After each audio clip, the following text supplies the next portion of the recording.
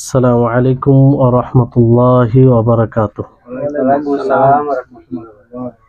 إن الحمد لله نحمده ونستعينه ونستغفره ونعوذ بالله من شرور أنفسنا وسيئات أعمالنا من يهده الله فلا مضل له ومن يضلله فلا هادي له وأشهد أن لا إله إلا الله وحده لا شريك له وأشهد أن محمدا عبده ورسوله أما بعد رب اشرح لي صدري ويسر لي أمري واحلل عقدة من لساني يفقهوا قولي رب زدني علما رب زدني علما।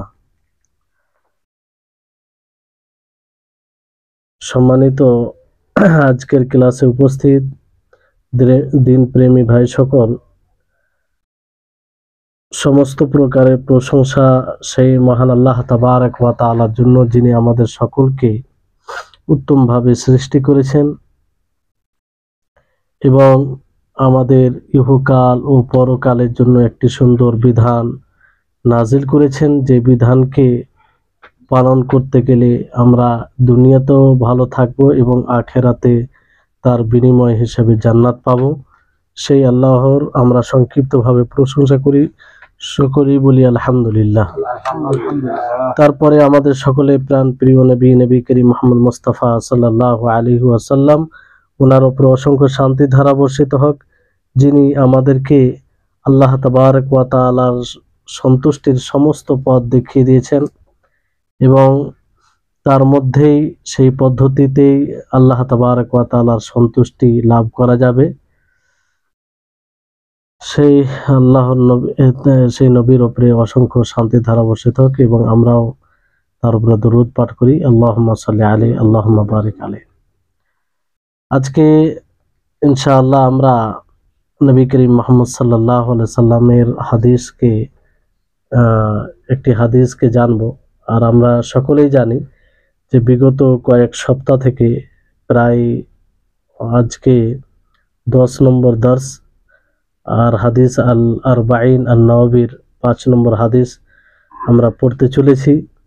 যে আরবাঈন 40টি হাদিস ইমাম নওবী রাহিমাহুল্লাহ এই বইয়ে একত্রিত করেছেন, যে হাদিসগুলো দ্বীনের মৌলিক বিষয়ের সাথে সম্পৃক্ত, যে হাদিসগুলোর ব্যাখ্যা জানা আমাদের সকলের জন্য খুবই উপকারী। আজকে যে হাদিসটি রয়েছে খুবই গুরুত্বপূর্ণ, আমরা সকলেই সেই হাদিসটিকে বুঝার চেষ্টা করব। হাদিসটি হচ্ছে আন উম্মিল মুমিনিন উম্মে আব্দুল্লাহ আয়েশা রাদিয়াল্লাহু আনহা قالت قال رسول الله صلى الله عليه وسلم من أحدث في أمرنا هذا ما ليس منه فهو رد رواه البخاري ومسلم وفي رواية لمسلم من عمل عملا ليس عليه أمرنا فهو رد। এই হাদিসটিও বুখারী মুসলিমে রয়েছে, বিশেষ করে মুসলিমের রিওয়ায়াতটি। তো হাদিসের বর্ণনাকারী উম্মে আব্দুল্লাহ আয়েশা রাদিয়াল্লাহু তাআলা আনহা। উম্মে আব্দুল্লাহ আয়েশা রাদিয়াল্লাহু তাআলা আনহা, ইনাকে আপনারা সকলেই জানেন।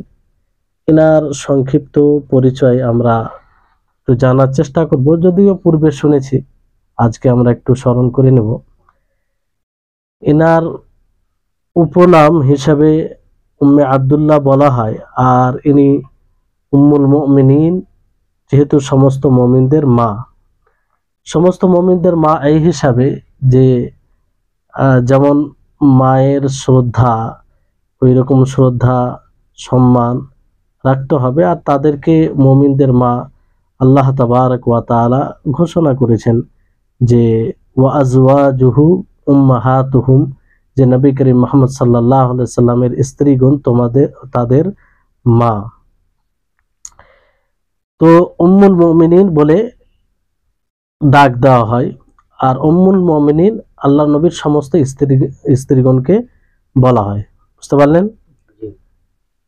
তো এখানে আয়েশা রাদিয়াল্লাহু তাআলা আনহার স্বতন্ত্রভাবে যেটি কুনিয়াত উপনাম রয়েছে উম্মে আব্দুল্লাহ, যেটা হাদিসে বলা হয়েছে। তো এই উম্মে আব্দুল্লাহ, ওনার তো কোনো সন্তান ছিল না, তো ফের উম্মে আব্দুল্লাহ, আর উম্মে আব্দুল্লাহ মানে কি? আব্দুল্লাহর মা। তো ওনার তো কোনো সন্তান ছিল না, তো উম্মে আব্দুল্লাহ কিভাবে বলা হলো? তো এই ব্যাপারে কিছু উলামায়ে কেরাম বলেছেন যে আসলে তার কোনো সন্তান জন্ম হয়েছিল কিন্তু সেটা নষ্ট হয়ে গেছিল, জীবিত থাকেনি, কিংবা সেটা নষ্ট হয়ে গেছিল আর কি। আর কিছু কিছু উলামায়ে কেরাম বলেছেন যে না, এটি আল্লাহর নিকটে সর্বপ্রিয় নাম, এই জন্য এই নামে তিনি উপনাম হিসেবে চয়ন করেন। আব্দুল্লাহ ও আব্দুর রহমান, এই দুটি নাম আল্লাহর নিকটে সর্বপ্রিয়। আবার এটাও বলা হয়েছে যে আব্দুল্লাহ ওনার খালার ছেলের নাম। কার নাম? ওনার খালার ছেলের নাম। তো খালা, ওনার খালার ছেলের নাম, তো খালা কি হয়? মায়ের সমতুল্য। তো ওই হিসেবে উম্মে আব্দুল্লাহ এটা কুনিয়াত হিসেবে রেখেছেন। বুঝতে পারলেন? ইনি আবু বকর সিদ্দিক রাদিয়াল্লাহু তাআলা আনহুর মেয়ে ছিলেন। মেয়ে নবী করিম মুহাম্মদ সাল্লাল্লাহু আলাইহি ওয়াসাল্লাম 6 বছর বয়সে তা বিবাহ করেন এবং 9 বছরে মানে নিয়ে যান তাকে। আর ফাকিহা ছিলেন, অনেক জ্ঞানের অধিকারী ছিলেন আয়েশা রাদিয়াল্লাহু তাআলা আনহা। আফকাহুন নিসা, মহিলাদের মধ্যে সবচেয়ে বেশি জ্ঞানী ছিলেন। ওনার কাছে অনেকেই ফতোয়া নিতেন, জিজ্ঞাসা করতেন। বুঝতে পারলেন? তো মেয়েরা যে শিক্ষিতা হবে কিংবা তারা অধিক জ্ঞান অর্জন করতে পারে, এর সুস্পষ্ট দলিল আয়েশা রাদিয়াল্লাহু তাআলা আনহা। তো এই হাদিসের অর্থ হচ্ছে যে রাসূল সাল্লাল্লাহু আলাইহি ওয়াসাল্লাম বলেন, মান আহাদাসা ফি আমরিনা হাযা মা লাইসা মিনহু ফাহুয়া রাদ্দুন, যে ব্যক্তি আমার শরীয়তে কিছু নতুন আমল করবে, এমন কিছু যা শরীয়তে নেই, ফাহুয়া রাদ্দুন, তো সেটা প্রত্যাখ্যাত। কি? সেটা প্রত্যাখ্যাত, গ্রহণযোগ্য নয়। আর অনুরূপভাবে আরেকটি হাদিস আছে, মান আমিলা আমালান লাইসা আলাইহি আমরুনা ফাহুয়া রাদ্দুন, যে ব্যক্তি এমন আমল করবে যে আমলের উপরে আমার শরীয়ত নেই, রাসূল সাল্লাল্লাহু আলাইহি ওয়াসাল্লাম বলেন যে আমার শরীয়ত নেই, ফাহুয়া রাদ্দুন, তাহলে সেটা প্রত্যাখ্যাত, সেটা গ্রহণযোগ্য নয়। বুঝতে পারলেন? তাই এই হাদিসটি এতই গুরুত্বপূর্ণ যে একটি অন্যতম নীতির সাথে সম্পৃক্ত। ইসলামে যতগুলো ইবাদত যতগুলো করা হয়, সেই ইবাদত নির্ভর করে দুটি জিনিসের উপরে, তাই না? একটি হচ্ছে নবী করিম মুহাম্মদ সাল্লাল্লাহু আলাইহি সাল্লামের অনুসরণ, আর আরেকটি হচ্ছে সর্বপ্রথম যেটা হচ্ছে ইখলাসের সাথে ইবাদত করতে হবে, আর দ্বিতীয় হচ্ছে নবী করিম মুহাম্মদ সাল্লাল্লাহু আলাইহি সাল্লামের অনুসরণ করতে হবে। তো নবী করিম মুহাম্মদ সাল্লাল্লাহু আলাইহি সাল্লামের অনুসরণ করতে হবে, এই হাদিসটি সুস্পষ্ট দলিল। কারণ হাদিসে কি বলা হচ্ছে যে যদি কোনো ব্যক্তি এমন নতুন আমল করে যেটা আমার শরীয়তে অন্তর্ভুক্ত নয়, সেটা কি প্রত্যাখ্যাত, গ্রহণযোগ্য নয়। বুঝতে পারলেন? আর অনুরূপভাবে মানে আমিলা আমালান লাইসা আলাইহি আমরুনা ফাহুয়া রাদ্দুন, এতে বলা হয়েছে। তো ইসলামে যতগুলো আমল করা হয়, যে আমলগুলি আল্লাহর কাছে গ্রহণ হবে, যে দুটি জিনিসের উপরে নির্ভর করে, তার মধ্যে একটি জিনিস হচ্ছে রাসূল সাল্লাল্লাহু আলাইহি সাল্লামের অনুসরণ, যেটা এই হাদিস থেকে প্রতীয়মান হয়। বুঝতে পারলেন? তাহলে এই হাদিস থেকে, এই হাদিসটি ইসলামের যে নীতি তার সাথে সম্পৃক্ত। বুঝতে পারলেন? বিদআত এর বিপরীত নব আমল যদি হয় আর সেটা শরীয়তে না থাকে, সেটাই বিদআত।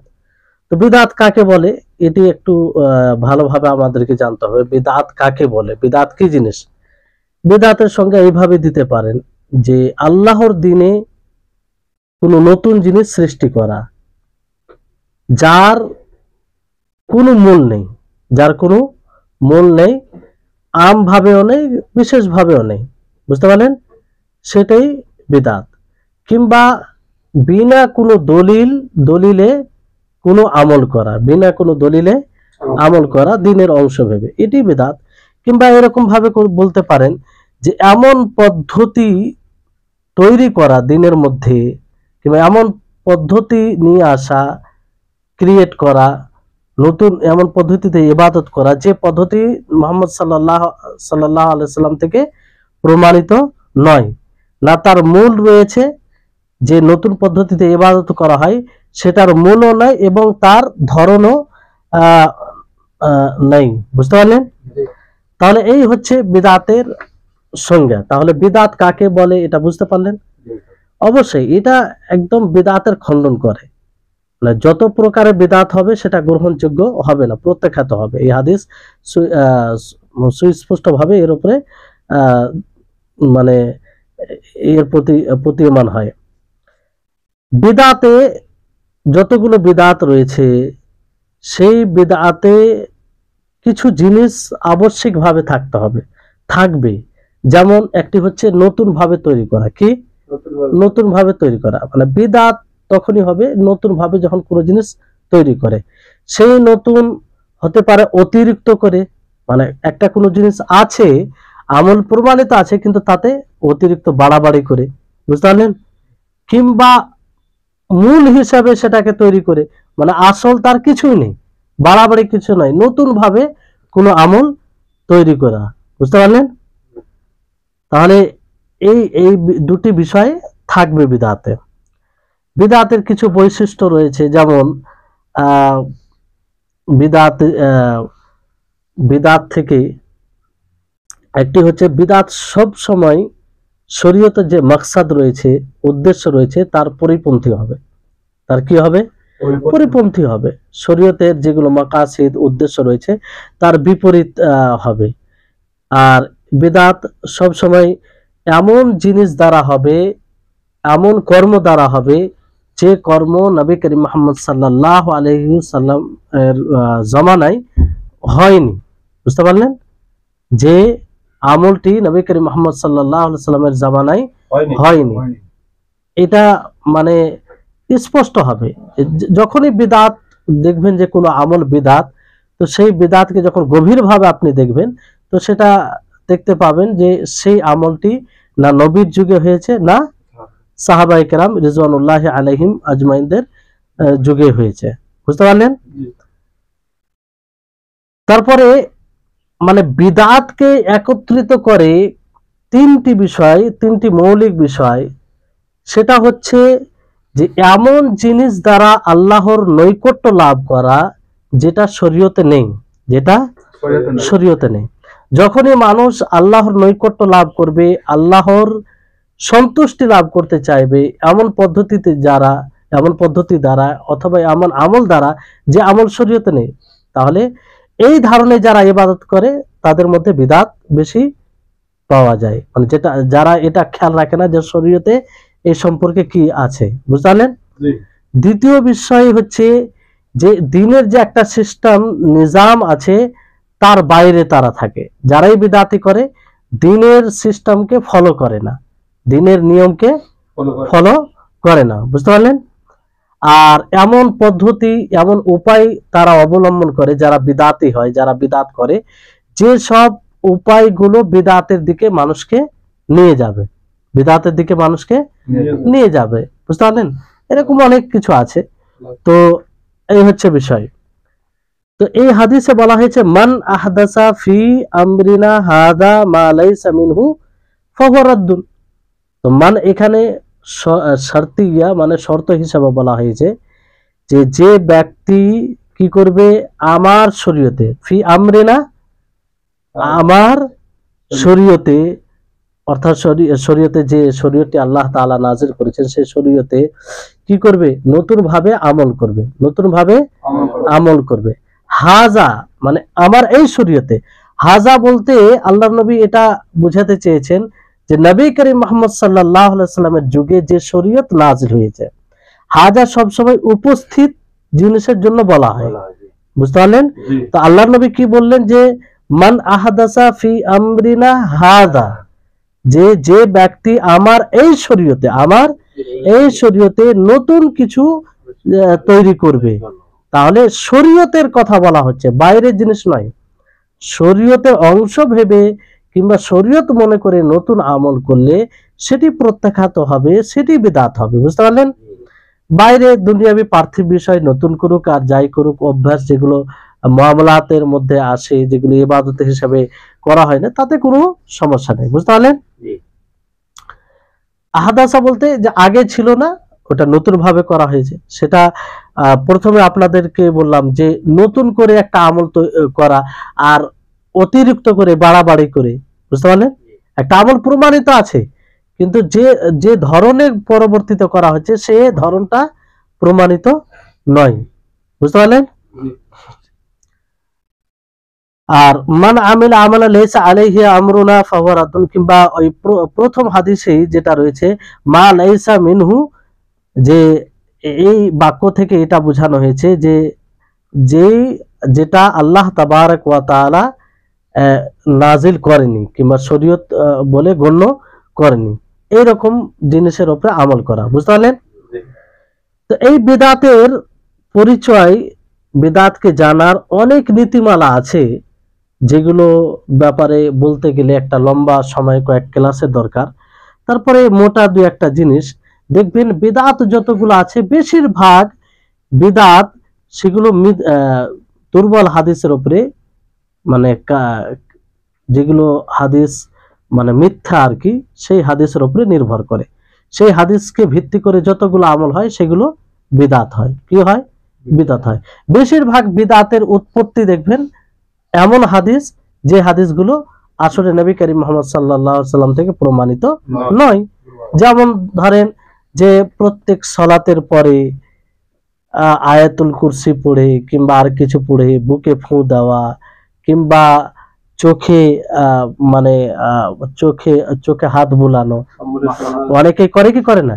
তো এইসব হাদিসে, এইসব মানে আমলের আপনি দেখবেন যে যেসব হাদিসের উপরে নির্ভর করে সেই হাদিসগুলো প্রমাণিত নয়, সেই হাদিসগুলো প্রমাণিত নয়। এরকম অনেক আমল আছে যদি আপনি দেখেন।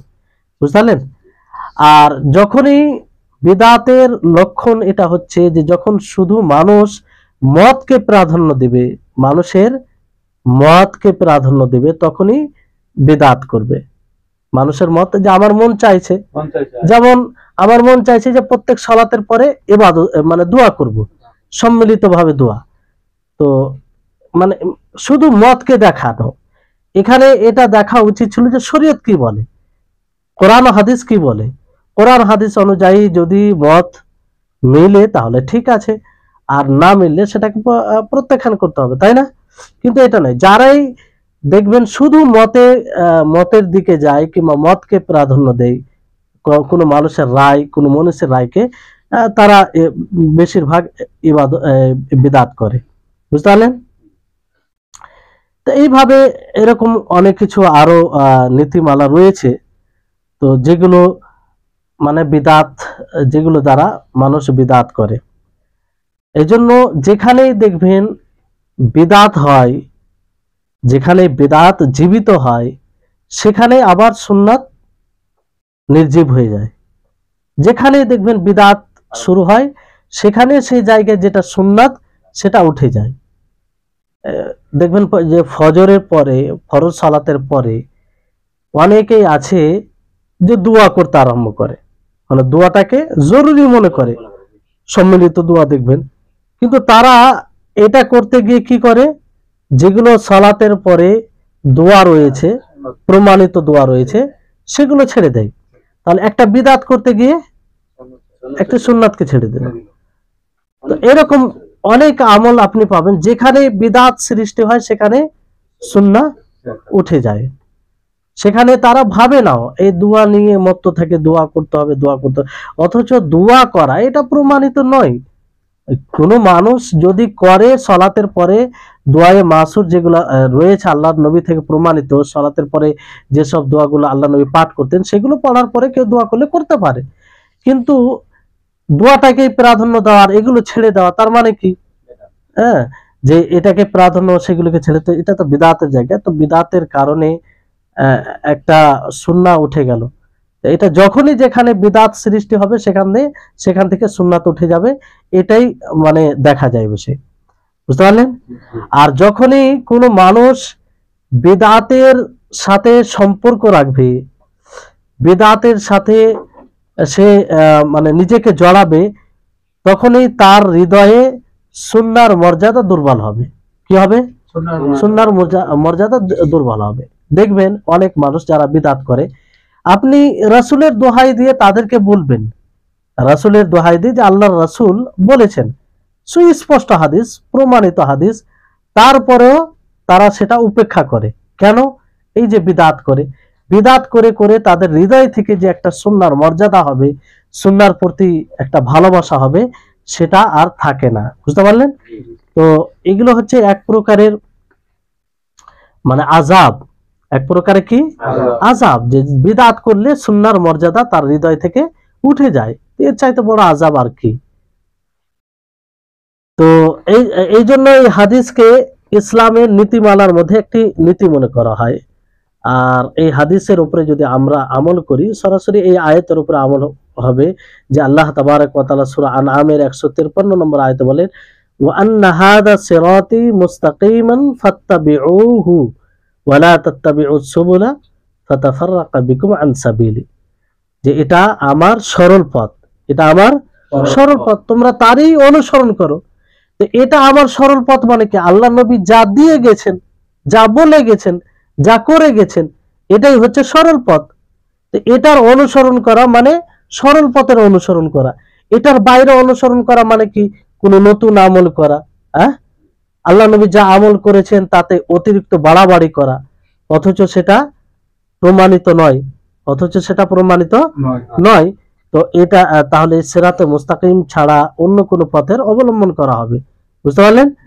তাহলে সিরাতে মুস্তাকিমে যদি থাকতে হয়, তাহলে আমাদের জন্য জরুরি হবে যে আল্লাহ নবী যা দিয়ে গেছেন, যা বলে গেছেন, যা করে গেছেন, সেটারই অনুসরণ করতে হবে। বুঝতে পারলেন? এই জন্য বলা হয় যে দুটি আমল ছাড়া আমাদের, দুটি বিষয় ছাড়া আমাদের আমল গ্রহণযোগ্য হবে না। কি দুটি বিষয়? একটি হচ্ছে ইখলাস, আর একটি হচ্ছে মুতাবাআতে রাসূল, রাসূল সাল্লাল্লাহু আলাইহি সাল্লামের অনুসরণ। বুঝতে পারলেন? আর আরো কিছু বিষয় রয়েছে যে বিদআতের কিছু প্রকার রয়েছে। যেমন একটি বিদআত বলা হয় বিদআতে হাকিকি। বিদআতে কি বলা হয়? হাকিকি। বিদআতে হাকিকি মানে এটা যে একটা আমল মানে পুরোপুরি ভাবে নতুন ভাবে করা, যার কোনো মূল শরীয়তে নেই। বুঝতে পারলেন? যেমন ধরুন যে জন্মদিবস পালন করা, এটা এর কোনো আসল আছে? নবী সাল্লাল্লাহু আলাইহি সাল্লামের যুগে কেউ পালন করেছে? করেনি, না সাহাবায়ে কেরাম করেছেন। তো এটা কি বিদআতে হাকিকি, মানে এটা সরাসরি পুরোটাই মুখতারা, পুরোটাই তৈরি করা হয়েছে। বুঝতে পারলেন? এরকম অনেক উদাহরণ রয়েছে।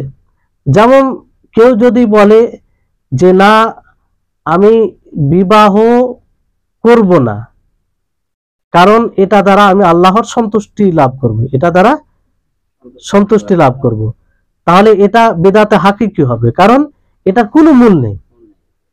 না এই ধরনের আমল রাসূল সাল্লাল্লাহু আলাইহি সাল্লাম করেছেন, না সাহাবায়ে কেরাম করেছেন। বুঝতে পারলেন? আর একটি হচ্ছে বিদআতে ইজাফি, আল বিদআতুল ইজাফিয়া, এটা সেই বিদআতকে বলা হয় যার মূল শরীয়তে রয়েছে, মানে আসলটা প্রমাণ রয়েছে, কিন্তু সেটা ধরন পরিবর্তন করে দেওয়া হয়, সেখানে ওই ইবাদতকে অন্য পদ্ধতিতে পালন করা হয়। যেমন তাহিয়াতুল মসজিদ প্রমাণিত কি প্রমাণিত নয়? যে মসজিদে যখনই প্রবেশ করবেন, মসজিদে প্রবেশ করার সময় কি করার পরে কি করবেন? 2 রাকাত সালাত আদায় করবেন, আর সেটাকে তাহিয়াতুল মসজিদ বলা হয়।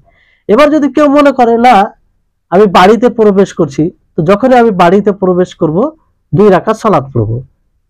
তো আসল যেটা কারণ, যেমন মসজিদে প্রবেশ করতে গেলে 2 রাকাত সালাত পড়তে হবে, সেটা কারণ যে প্রবেশ করা, তো ওই কারণটা এখানে পাওয়া যাচ্ছে, কিন্তু এটা এটা প্রমাণ আছে?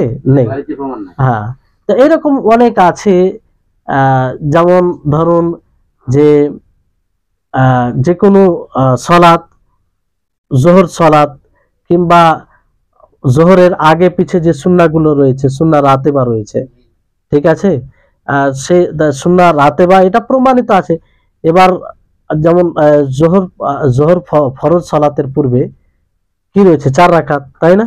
কেউ যদি 6 রাকাত আদায় করে তাহলে সুন্নাহ রাতেবা নিয়তে তো এটা হবে হবে না। তো এই হচ্ছে বিষয়।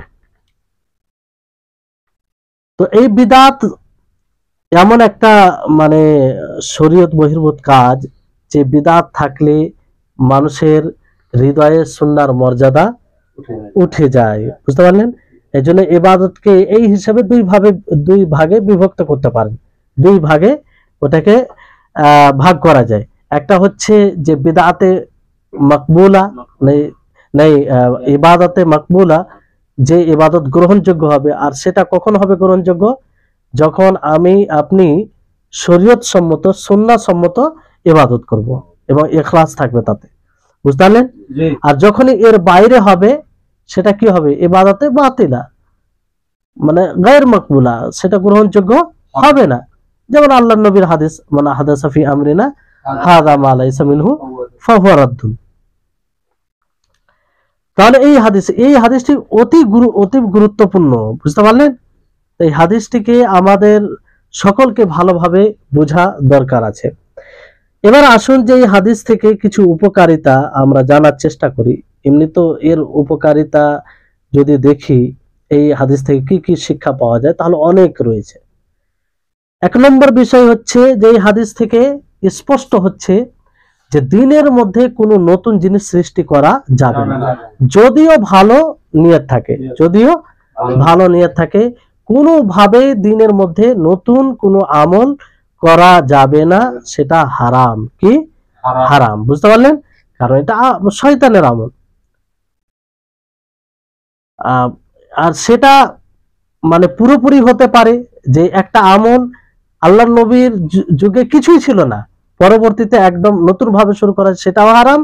আর কোনো সিফাত গুণ আলাদা পদ্ধতি তৈরি করে করা, এটাও হারাম। এক কথায় যে শরীয়তে কোনোভাবেই নতুন কিছু অ্যাড করা যাবে না, যেটা শরীয়তের অংশ নয়, বুঝতে পারলেন? আর ইবাদতের জন্য যেটা আপনারা শুনলেন যে রাসূল সাল্লাল্লাহু আলাইহি সাল্লামের মুতাবা অনুসরণ জরুরি, তাই না? তো এই অনুসরণ বিশেষ করে 6টি বিষয়ে খেয়াল রাখতে হবে। কয়টি বিষয়ে? 6টি বিষয়ে। 6টি বিষয়ে যদি আমরা তার অনুসরণকে খেয়াল রাখি তো ইনশাআল্লাহ আমাদের ইবাদত বিদআত মুক্ত হবে। কি মুক্ত হবে? বিদআত মুক্ত হবে। সেই 6টি বিষয় কি? 1 নম্বর হচ্ছে কারণ, যে কি কারণে আমরা ইবাদত করছি, আল্লাহ নবী কি কারণে করেছেন আর আমরা কি কারণে করছি, বুঝতে পারলেন? দ্বিতীয় হচ্ছে যে কোন শ্রেণীর ইবাদত, আল্লাহ নবী কোথায় কোন শ্রেণীর ইবাদত করেছেন আর আমরা কোন শ্রেণীর করছি। তারপরে পরিমাণ, আল্লাহ নবী কতটা পরিমাণ করেছে, আমরা কতটা পরিমাণ করছি, তার পরিমাণ অনুযায়ী হতে হবে। তারপরে ধরন, আল্লাহ নবী কিভাবে করেছেন, আমরা কিভাবে করছি, দুটোতে অনুসরণ হচ্ছে কি হয় না, বুঝতে পারলেন? সময়, যেগুলো সময়ের ইবাদত রয়েছে, আল্লাহ নবী যে সময় করেছেন সে সময় আমাদেরকে করতে হবে। তারপরে জায়গা, যে জায়গাতে আল্লাহ নবী ইবাদত করেছেন সে জায়গাতে করতে হবে, অর্থাৎ যে ইবাদতের সম্পর্ক জায়গার সাথে। এবার উদাহরণ সহ আমরা জানার চেষ্টা করি, তাহলে বিষয়টি স্পষ্ট হবে, বুঝতে পারলেন? প্রথম হচ্ছে যে কারণে আমরা নবী করিম মুহাম্মদ সাল্লাল্লাহু আলাইহি সাল্লামের অনুসরণ করব। যেমন যে ওই যে তাহিয়াতুল মসজিদের উদাহরণ দিলাম, যে আল্লাহর নবী মুহাম্মদ সাল্লাল্লাহু আলাইহি সাল্লাম তিনি বলেন যে যখনই তোমাদের মধ্যে কোনো ব্যক্তি মসজিদে প্রবেশ করবে সে 2 রাকাত সালাত আদায় করার যতক্ষণ না আদায় করবে ততক্ষণ বসবে না। তো এটা মসজিদে প্রবেশ করার সময় বলা হয়েছে। এবার যদি কেউ নিজের বাড়িতে প্রবেশ করার সময় 2 রাকাত সালাত আদায় করে তাহলে এখানে কারণে অনুসরণ করা হচ্ছে? হয় না। তো অতএব কেউ বাড়িতে প্রবেশ করে তাহিয়াতুল বাইত হিসেবে, বাড়ির তাহিয়া হিসাবে যদি কেউ 2 রাকাত সালাত আদায় করে এটা গ্রহণযোগ্য হবে? হবে না, বুঝতে পারলেন? তো এরকম ভাবে প্রত্যেকটি ইবাদতে মানে কারণে আল্লাহ নবী যে কারণে যেখানে ইবাদত করেছেন সেই কারণে ঠিক নবী করিম মুহাম্মদ সাল্লাল্লাহু আলাইহি সাল্লামের অনুযায়ী হতে হবে। এরকম উদাহরণ অনেক রয়েছে। তারপরে যেমন ঈদের একটি বিশেষ কারণ আছে, সেটা সময়ের সাথেও মানে করা যেতে পারে, একটা একটা করে উদাহরণ যথেষ্ট হবে। তৃতীয় বিষয় হচ্ছে যে শ্রেণী, কোন শ্রেণীর আমরা ইবাদত করছি। যেখানে আল্লাহর নবী যে শ্রেণীর দ্বারা ইবাদত করেছেন সেই শ্রেণী দ্বারা ইবাদত করতে হবে। কোরবানি, আল্লাহর নবী কোরবানি করতে কি বলেছেন? বাহিমাতুল আনআম থেকে, তাই না? উট, গরু, ছাগল, মেষ, ভেড়া, এগুলো না। কেউ যদি মুরগি কোরবানি করে হবে? হবে না। কেন হবে না? কারণ নবী করিম মুহাম্মদ সাল্লাল্লাহু আলাইহি ওয়াসাল্লাম বলেননি, নবী সাল্লাল্লাহু আলাইহি ওয়াসাল্লাম কোরবানি করেননি তার। তো এখানে শ্রেণীর মধ্যে অনুসরণ না থাকার কারণে এটা গ্রহণযোগ্য হবে না। বুঝতে পারলেন? তৃতীয় যেটা হচ্ছে যে পরিমাণে, আল্লাহ নবী যতটুকু ইবাদত করেছেন ততটুকু আমাদেরকে ইবাদত করতে হবে, তার অতিরিক্ত করলে হবে না। কেউ যদি উযুতে কবার ধৌত করা জরুরি? একবার ওয়াজিব, 3 বার সুন্নাহ, তাই না? কেউ যদি মনে করে না এটা তো ভালো জিনিস, আমি 4 বার ধৌত করব, কবার ধৌত করব? 4 বার ধৌত করব, তাহলে তার ওযু গ্রহণযোগ্য হবে? হবে না। কেন হবে না? মুহাম্মদ সাল্লাল্লাহু আলাইহি ওয়াসাল্লাম 4 বার করেনি, বরং 3 বার করেছেন। তাহলে আল্লাহ নবী যতটা করেছেন ততটা। যেমন সলাতুল জানাজা রয়েছে, সলাতুল জানাজা রয়েছে, সেখানে মানে 4 তাকবীর, ওই জায়গায় যদি কেউ 5 তাকবীর দেয় হবে? হবে না, কারণ পরিমাণে অনুসরণ হচ্ছে না। বুঝতে পারলেন? চতুর্থ বিষয় হচ্ছে যে ধরনে আল্লাহ নবী যেভাবে ইবাদত করেছেন সেভাবে ইবাদত করতে হবে। বুঝতে পারলেন? যেভাবে তিনি ইবাদত করেছেন সেভাবে ইবাদত করতে হবে, তার বিপরীত হলে সেই ইবাদতটি গ্রহণযোগ্য হবে না, তার পরিপন্থী হলে। যেমন এক ব্যক্তি মসজিদে যখনই সালাত আদায় করে, সে সালাত আদায় করার সময় রুকু করার আগেই সাজদা করে। কি করে? রুকু করার আগেই সাজদা করে। আসলে কি আছে? আগে রুকু তারপর সাজদা, তাই না? কেউ যদি মনে করে না সাজদা তো এটা বেশি, এতে বেশি ইবাদত বাস্তবায়ন হয়, যেহেতু আল্লাহ নবী কি বলেছেন? আকরাবু মা ইয়াকুনুল আবদু মির রাব্বিহি ওয়া হুয়া সাজিদ, যে সাজদারত অবস্থায় বান্দা বেশি আল্লাহর নিকটে থাকে। তো আমি রুকুর আগে সাজদা করিনি, তাই না? তো হবে? হবে না। কেন হবে না? আল্লাহ নবী এইভাবে ইবাদত করেনি। তবে অনেক উদাহরণ আপনি ফিট করতে পারেন। তারপরে 5 নম্বর বিষয় হচ্ছে যে সময়ে যেসব ইবাদতের সম্পর্ক সময়ের সাথে, যে সময় আল্লাহ নবী ইবাদত করেছেন সে সময় আমাদেরকে ইবাদত করতে হবে। বুঝতে পারলেন? প্রত্যেক ফরজ সালাত কখন পড়তে হবে? সময় শুরু হওয়ার পরে। বুঝতে পারলেন? এবার কেউ যদি যোহর সালাত আদায় করে সূর্য ঢলে যাওয়ার পূর্বেই, সূর্য ঢলেনি এখনো মধ্য স্থান থেকে, তার পূর্বেই যোহর সালাত পড়ে, তো হবে? অনুরূপ ভাবে মাগরিব সালাত কেউ যদি আদায় করে সূর্য অস্তমিত হওয়ার পূর্বেই, তার সালাত হবে? হবে না। কারণ এটা এইভাবে সালাত আদায় করতে গিয়ে নবী সাল্লাল্লাহু আলাইহি সাল্লামের সাথে অনুসরণ হচ্ছে না, মোতাবা হচ্ছে না। বুঝতে পারলেন? এরকম আরো অনেক উদাহরণ মানে রয়েছে, একটাই উদাহরণ যথেষ্ট হবে বোঝার জন্য। 6 নম্বর বিষয় হচ্ছে যে যেসব ইবাদতের সম্পর্ক জায়গার সাথে, আল্লাহ নবী যে জায়গায় ইবাদত করেছেন সে জায়গায় ইবাদত করতে হবে। ইতিকাফ এর জায়গা কোথায়?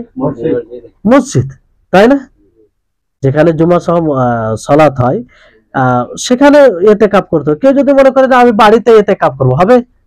হবে না, কারণ এতে নবী সাল্লাল্লাহু আলাইহি সাল্লামের মুওয়াফাকাত অনুসরণ হচ্ছে না। তাহলে এই যে 6টি বিষয় কি কি বললাম, কে বলতে পারবে? মনে থাকবে তো? কি কি বললাম?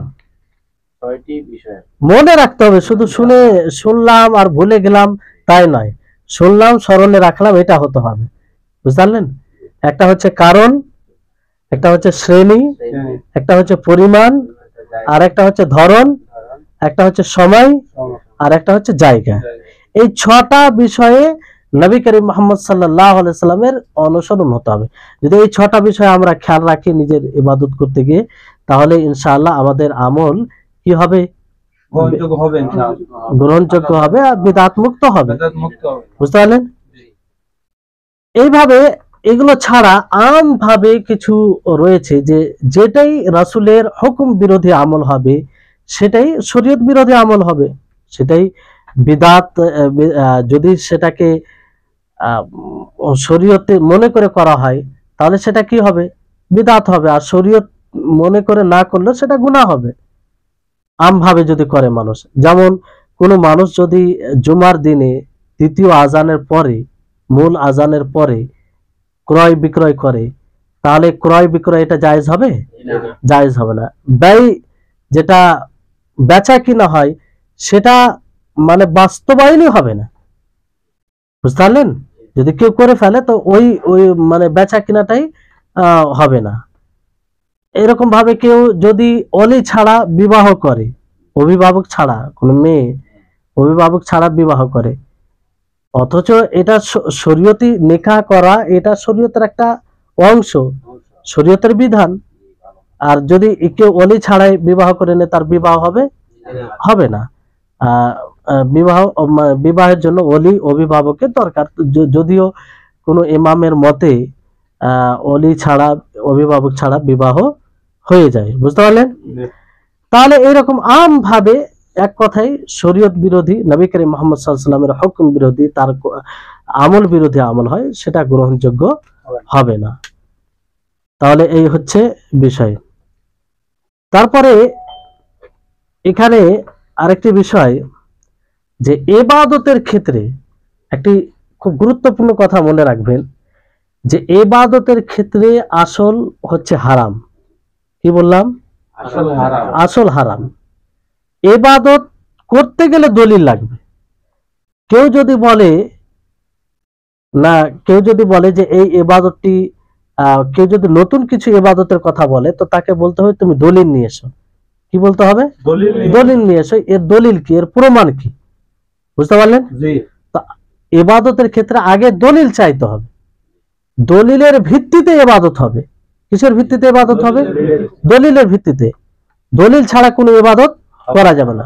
অর্থাৎ ইবাদত হচ্ছে আসল হারাম। কি বললাম? ইবাদত করা আসল হারাম। হ্যাঁ, সেই ইবাদত করা যাবে যার দলিল আছে, মানে প্রমাণ ছাড়া, দলিল ছাড়া কোনো ইবাদত করা যাবে না। ইবাদতের জন্য আগে দলিল জিজ্ঞাসা করতে হবে। কিন্তু ইবাদত ছাড়া যেগুলো মামলাত আছে, মানুষের সাথে লেনদেন, পার্থিব বিষয় অনেক কিছু রয়েছে, খাওয়া দাওয়া, পোশাক পরা, যে যতগুলো আমরা করি এই দুনিয়াতে বেঁচে থাকতে ইবাদত ছাড়া, এই সব বিষয়ে আসল কি? আসল জায়েজ, মুবাহ। কেউ যদি বলে হারাম তাকে বলতে হবে যে তুমি দলিল নিয়ে এসো। পার্থক্যটা বুঝতে পারলেন? যে কেউ যদি বলে যে এটা হারাম তাকে বলতে হবে দলিল নিয়ে এসো। হারাম তুমি বলছো, যেমন হঠাৎ করে কেউ যদি কেউ বলে যে তুমি যে পোশাকটা পরে আছো এটা সঠিক নয়, তো তাকে বলতে হবে যে দলিল কি? তাই কি বলতে হবে? দলিল কি? মানে যে পড়ে আছে তাকে দলিল দিতে হবে না, সে তো এটাই বলবে যে আসল তো এটা মুবাহ, জায়েজ। তুমি যে না জায়েজ বলছো, এটা মুবাহ নয়, হারাম, তো এর দলিল দাও। বুঝতে পারলেন? এটা মানুষের লেনদেন মানে মামলাতের ক্ষেত্রে। বুঝতে পারলেন? কিন্তু ইবাদতের ক্ষেত্রে তার বিপরীত। কেউ যদি করে তো বলতে হবে যে তুমি করছো এটা, এটার দলিল কি, এটার দলিল কি। বুঝতে পেরেছেন? তাহলে এই বিষয়টি যদি আপনারা বুঝতে পারেন তাহলে একদম সহজ হয়ে যাবে। কারণ মামলাতের ক্ষেত্রে আল্লাহ তাবারক ওয়া তাআলা কি বলেন? হুয়াল্লাযী খালাকা লাকুম মা ফিল আরদি জামিআ, যে তিনি তোমাদের জন্য সৃষ্টি করেছেন যা কিছু জমিনে রয়েছে, সবকিছু তোমাদের জন্য সৃষ্টি করেছেন। মানে সবকিছু আমাদের জন্য, মানে আমরা সেটা ব্যবহার করতে পারি, আমাদের অধীনে সেটা। বুঝতে পারলেন? তার মানে কেউ যখন বলবে এর মধ্যে না এটা জায়েজ নয়, তখন বলতে হবে যে এর দলিল এটা। বুঝলেন? তাহলে এই হচ্ছে বিষয়। আর ইবাদত হারাম, আসল হারাম, এর দলিল কি?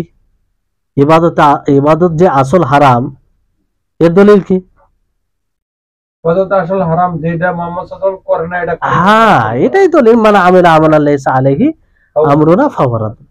এই দুটি হাদিসের মধ্যে একটু পার্থক্য আছে, যে মান আহাদাসা ফি আমরিনা হাযা মা লাইসা মিনহু ফাহুয়া রাদ্দুন, আর মান আমিলা আমালান লাইসা আলাইহি আমরুনা ফাহুয়া রাদ্দুন।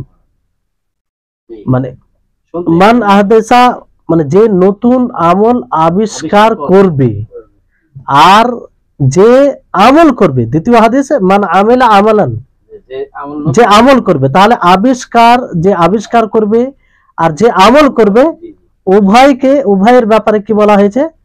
প্রত্যাখ্যাত, মানে তার সে গ্রহণযোগ্য হবে না। বুঝতে পারলেন? ফাহুয়া রাদ্দুন মানে যে ব্যক্তি করবে, যে আমল করবে, যে আবিষ্কার করবে, দুজনে প্রত্যাখ্যাত। বুঝতে পারলেন? তাহলে এখানে আরো দুটি কথা বলে শেষ করবো আজকের ক্লাস। যে তিন প্রকারের কথা, যে একটা হচ্ছে যে আমরা শরীয়তের মাধ্যমে যেটা জানবো যে এটি ইবাদত, শরীয়তের মাধ্যমে যেটা জানতে পারবো যে এটা মাশরু, এটা বৈধ, সেটা আমাদের জন্য বৈধ হবে। বুঝতে পারলেন? দ্বিতীয় হচ্ছে যে শরীয়তের মাধ্যমে আমরা যেটা জানবো যে এটা নিষেধ, সেটা আমাদের জন্য নিষেধ হবে, সেটা আমাদের জন্য কি হবে? নিষেধ হবে। আর যেটা শরীয়তের মাধ্যমে জানতে পারবো না, সেটা কি? ইবাদতের ক্ষেত্রে অবৈধ। মানে ইবাদতের ক্ষেত্রে তিনটি কথা মনে রাখবেন। এক হচ্ছে যেটা আমরা শরীয়তের মধ্যে জানতে পারবো যে এটা মাশরু, এটা করা যাবে, তাহলে এটা আমাদের জন্য বৈধ হবে। আর যেটা আমরা শরীয়তের মাধ্যমে জানতে পারবো যে এটা নিষেধ, এটা করা যাবে না, এটা কি হবে? আমাদের জন্য অবৈধ হবে, হারাম হবে। আর শরীয়তের মাধ্যমে যেটা জানতে পারবো না, এটা কি হবে? এটাও হারাম হবে, নিষেধ হবে। বুঝতে পারলেন? এটা কিসের ক্ষেত্রে? এটা ইবাদতের ক্ষেত্রে। কিন্তু মামলাতের ক্ষেত্রে অনুরূপ ভাবে এই তিনটি কথা মনে রাখবেন, যে যেটা শরীয়তের মাধ্যমে আমরা জানতে পারবো যে এর অনুমতি আছে, সেটা মুবাহ। সেটা কি? মুবাহ। যেমন নবী করিম মুহাম্মদ সাল্লাল্লাহু আলাইহি ওয়াসাল্লাম অনেক কিছু খেয়েছেন যেটা ইবাদত নয় কিন্তু জায়েজ। দ্বিতীয় হচ্ছে যেটা আমরা শরীয়তের মাধ্যমে জানতে পারবো যে এটা নিষেধ করা হয়েছে, এটা কি করা হয়েছে? নিষেধ করা হয়েছে, তাহলে সেটা আমাদের জন্য নিষেধ, সেটা আমাদের জন্য কি? নিষেধ। যেমন হিংস্র পশুর মাংস খাওয়া, এটা কি শরীয়তের মাধ্যমে আমরা জানতে পেরেছি কি পারিনি যে এর মাংস খাওয়া যাবে না, এটাও নিষেধ। আর যেটা আমরা শরীয়ত থেকে জানতে পারবো না, শরীয়ত যে ব্যাপারে কিছুই বলেনি, শরীয়ত যে ব্যাপারে কিছুই বলেনি, তাহলে সেটা কি হবে? হালাল হবে। পার্থক্যটা বুঝতে পারছেন? সেই একই কথা, পূর্বের কথার একটু বিস্তারিত ব্যাখ্যা হলো আর কি। বুঝতে পারলেন? যে ইবাদতে আসল হারাম, ইবাদতে আসল হারাম করতে গেলে দলিল লাগবে, আর মুআমালাতে আসল মুবাহ, কেউ যদি বলে করা যাবে না, তাকে দলিল লাগবে। বুঝতে পারলেন? তাহলে এই হচ্ছে হাদিস। খুব সংক্ষিপ্ত ভাবে আপনাদের সকলের সামনে এই হাদিসটির ব্যাখ্যা করা হলো।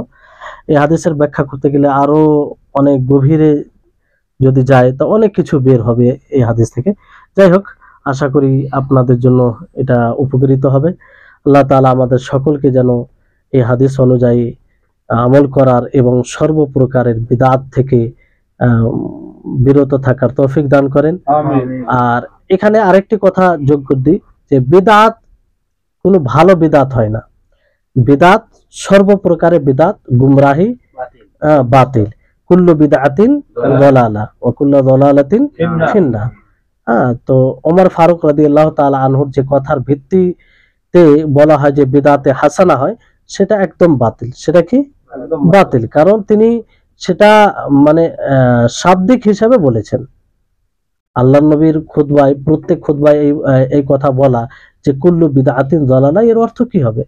যে কুল্লু এখানে আম ভাবে বলা হয়েছে যে যতগুলো বিদআত রয়েছে, যতগুলো নতুন আমল রয়েছে, সেটা কি? হারাম। প্রথমে বলা হচ্ছে কুল্লু মুহাদাসাতিন বিদআহ, যে যতগুলো নতুন রয়েছে সবকিছু বিদআত, আর প্রত্যেক বিদআত গুমরাহি। যদি বিদআতে হাসানা ভালো থাকতো তো অবশ্যই আল্লাহর নবী বলতেন যে কুল্লু, এইভাবে বলতেন যে কিছু বিদআত ভালো এবং কিছু বিদআত খারাপ, এইভাবে বলতেন, গুমরাহি বলতেন, কিন্তু এরকম ভাবে আল্লাহ নবী বলেননি। তো এই হচ্ছে আজকের হাদিস। আল্লাহ তাআলা যেন আমাদের সকলকে বিদআত থেকে দূরে থাকার তৌফিক দান করেন, আমিন। আর আমরা যেন মৃত্যু পর্যন্ত বিদআত মুক্ত আমল করতে পারি। ওয়া আখির দাওয়ানা আনিল হামদুলিল্লাহি রাব্বিল আলামিন।